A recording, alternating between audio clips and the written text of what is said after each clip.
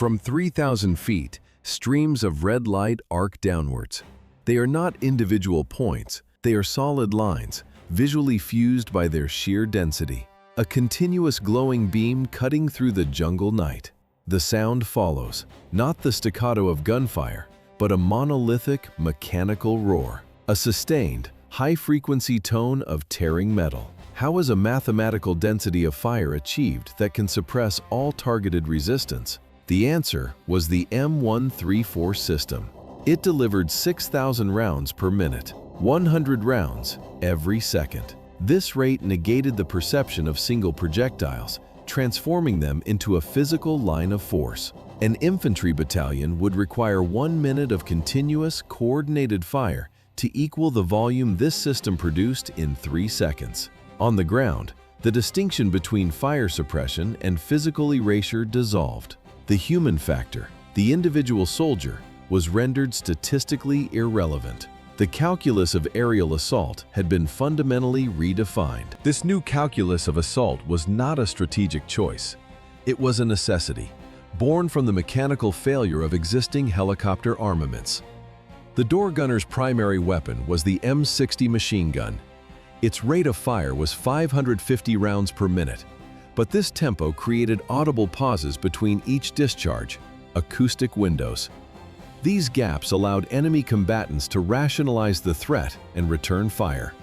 The weapon could engage a target, it could not achieve area suppression. The core limitation was not tactical, it was mechanical. The M60 was a gas-operated system, meaning a single failed cartridge would stop the entire firing cycle. At an altitude of 100 feet, a jam was not an inconvenience, it was a death sentence. The weapon intended to guarantee survival became a critical point of failure. A single malfunction transformed the defender into a static target. In response, the U.S. Army began a formal search for a radical, non-standard solution. A weapon malfunction was not merely an inconvenience. For a door gunner, it was fatal, an outcome dictated by the unique aerodynamic vulnerabilities of the Bell UH-1 Iroquois. Its fuselage skin was thin, 2024-T3 aluminum alloy. It offered no ballistic protection against a standard rifle round. Why did this high-tech air cavalry prove mathematically defenseless against basic small arms? The answer was a cold, tactical algorithm, an ambush doctrine perfected by Viet Cong forces. They did not engage helicopters at cruising altitude. They waited. They understood the mandatory 11-minute window of vulnerability required for every landing and takeoff. The Bell UH-1 would slow its forward airspeed. It descended below 50 feet. It became a predictable, low-energy target. Then, the trap closed.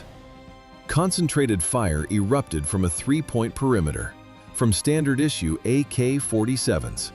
The sound was the immediate percussive clang of 7.62mm rounds striking the non-armored fuselage, just inches from the crew and passengers. For 11 minutes, the aircraft was stripped of its primary defense, maneuverability.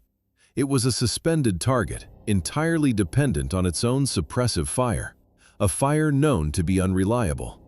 The pilot's options were reduced to a binary: abort the landing, which constituted mission failure, or continue through the kill zone. The choice was between guaranteed mission failure or the probable loss of the aircraft and all personnel aboard. The lethal mathematics of the 11-minute window demanded a fundamental shift, an answer not found in future technology, but in the archives of the 19th century. The year was 1862. Dr. Richard Gatling patented a weapon based on a simple mechanical principle. Instead of one barrel overheating, the stress was distributed across a rotating block of multiple barrels. A heavy mechanical rotation, spreading the thermal load across tubes of steel. The design allowed for sustained fire, but by 1911, the Gatling gun was declared obsolete by the U.S. Army, an artifact of a previous era. Then came the jet age. Aerial combat accelerated. Engagements were measured in seconds. Single-barrel machine guns could not cycle fast enough to guarantee a kill. A new level of firepower was required. Engineers at General Electric retrieved the old Gatling designs from museum archives. They replaced the hand crank with an external electric motor. The result was the M61 Vulcan cannon. But the M61 was designed for fighter jets. Its recoil and weight were prohibitive for helicopter platforms.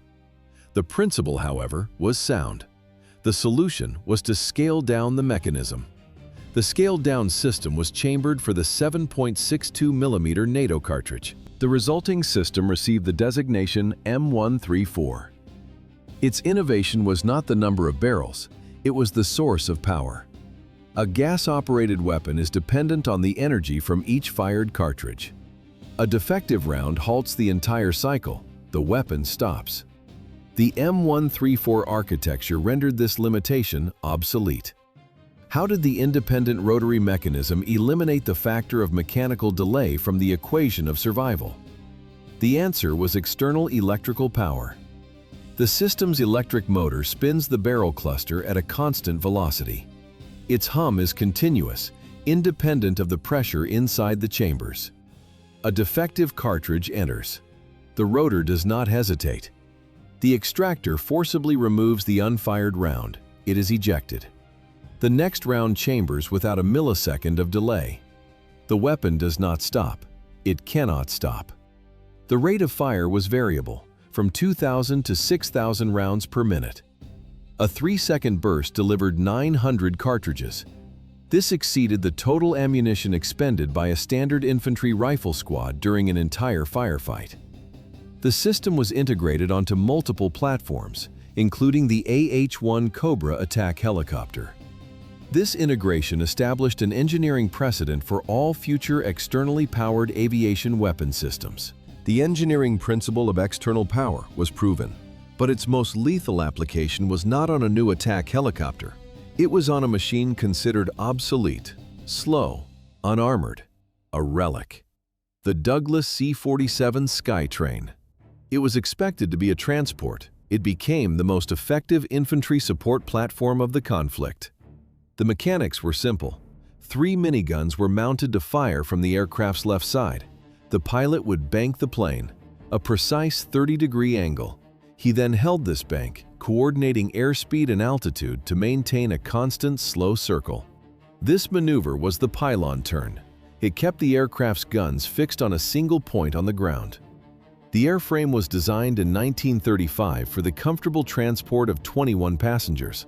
On December 23, 1964, it became a platform for computing zones of annihilation. As the C-47 entered its orbit, the guns began firing. A continuous stream of brass casings ejected onto the thin, unarmored metal floor. The vibration under the crew's boots was severe, relentless. This was not an attack, it was a mathematical function, a fixed point on the ground, a circling aircraft. The result was a continuous, inescapable cone of fire. The aircraft completed its circular path above the objective. Inside the geometric pattern of fire, the weapon was not kinetic, it was acoustic. How does the human brain process a rate of fire of 6,000 rounds per minute? It does not register individual shots. It perceives a single continuous auditory event, the sound of tearing fabric. This auditory signature was designed to induce psychological paralysis before the first round impacted. At night, the effect was amplified by a visual component. Every fifth round was a tracer, producing a density of 20 tracers per second. This created a solid, unwavering line of red light, physically connecting the aircraft to the ground. It was an instrument of sensory dominance. By the end of 1964, the initial gunship prototypes had flown 16 missions. The results were statistically absolute. 180,000 rounds had been expended in defense of fortified positions. 0 bases were lost. This statistical perfection was not abstract. It was purchased with the physical endurance of its operators. In 1969, a single pilot would demonstrate the absolute human cost of this system. The target was Phung Hip, a small South Vietnamese outpost. A regiment of North Vietnamese regulars intended to overrun it using human wave attacks. Over the base, Captain Nguyen Van Tong, a South Vietnamese Air Force pilot, held his AC-47 in a continuous orbit. He remained on station through the night. When his ammunition was exhausted, he did not withdraw. He returned to base. The aircraft landed on a dark airstrip where ground crews urgently forced new ammunition crates aboard. Inside the sealed cabin, the air was thick with the acrid smell of burnt cordite and superheated gunmetal. Then, Captain Tong took off again, back into the darkness. By dawn, his single aircraft had fired 63,000 rounds. One pilot, one night. This volume of fire is equivalent to the basic combat load of an entire infantry battalion. The logistical strain was immense. This demand became institutionalized with the advanced AC-130 Spectre gunships, which were credited with destroying over 10,000 trucks along the Ho Chi Minh Trail. But at Phuong Hip, the result was immediate. The outpost held. By morning, the North Vietnamese Army Regiment had withdrawn. This capacity for sustained fire generated a documented psychological impact, inducing tactical paralysis. Why did disciplined units of the North Vietnamese Army panic at the sound of turbines? The primary defeat mechanism was not the projectile, it was anticipation. Veterans of B-52 strikes recorded higher levels of anxiety from an orbiting AC-47. The analytical reason was duration.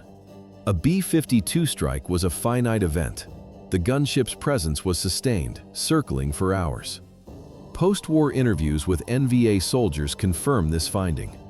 The critical factor was not the attack, it was the waiting.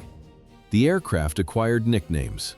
Puff to the Americans, to the North Vietnamese, the Dragon. This perception was codified in captured documents.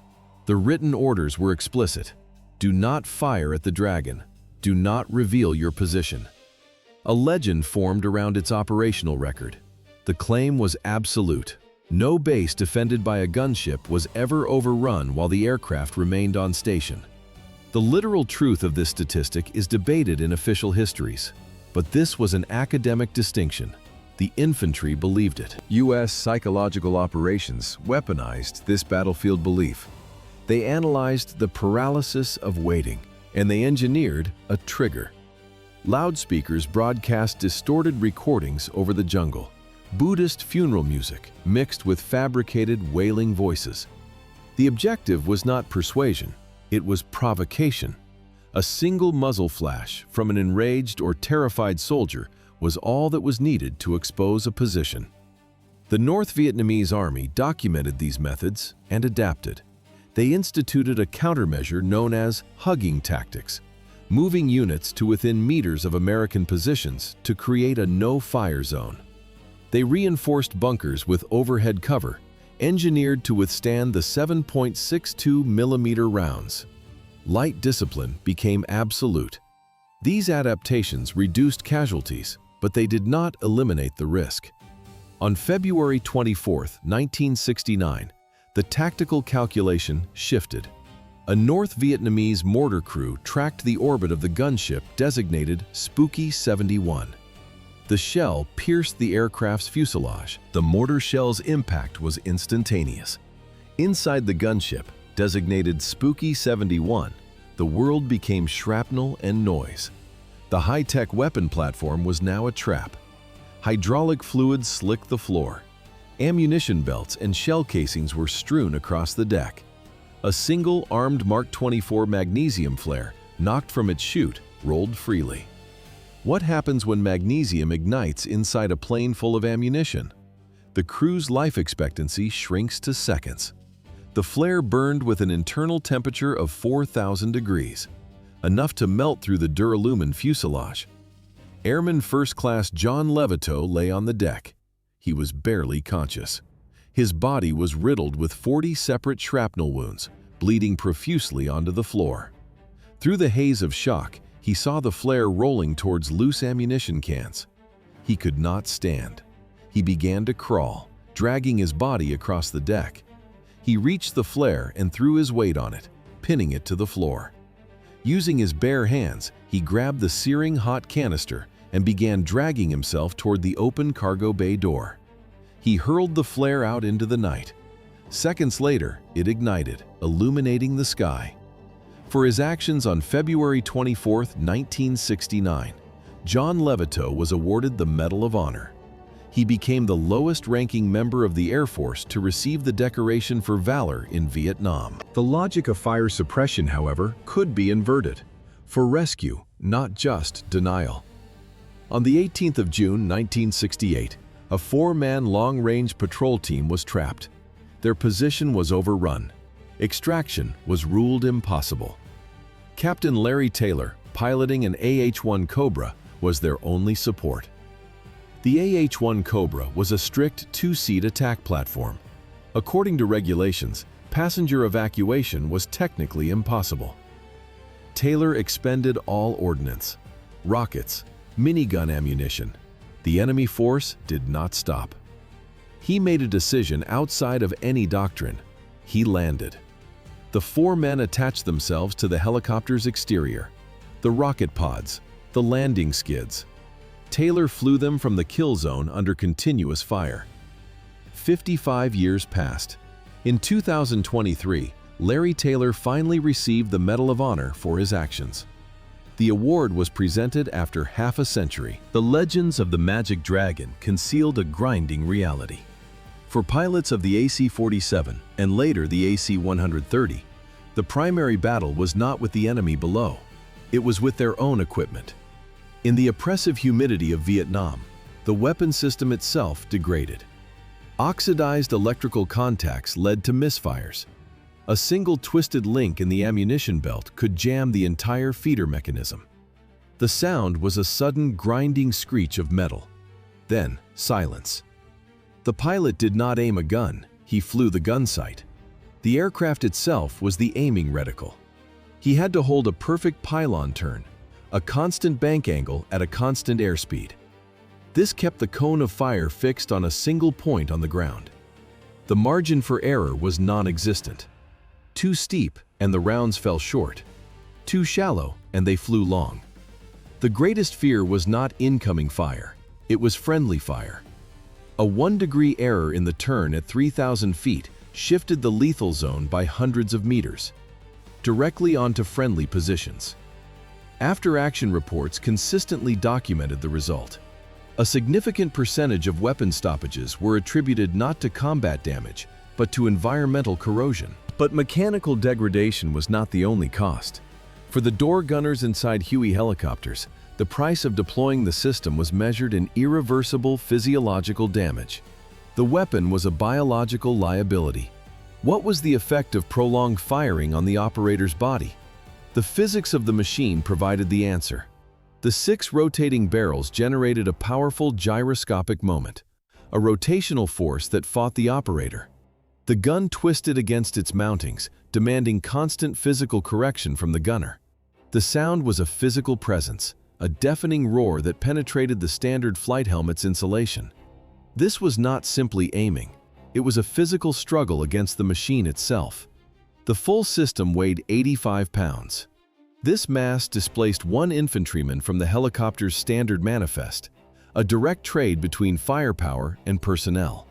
The rate of fire was devastating. It was also a critical vulnerability. The entire defensive ammunition supply could be depleted in under 60 seconds, 1 minute. From maximum suppression to zero defensive capability, training manuals stressed fire discipline, short, controlled bursts. Yet the weapon's nature defied such restraint. The operator was not targeting individuals. He was erasing grid squares. The consequence was permanent. According to Department of Veterans Affairs studies, a significant percentage of former door gunners suffered from severe, long-term hearing loss.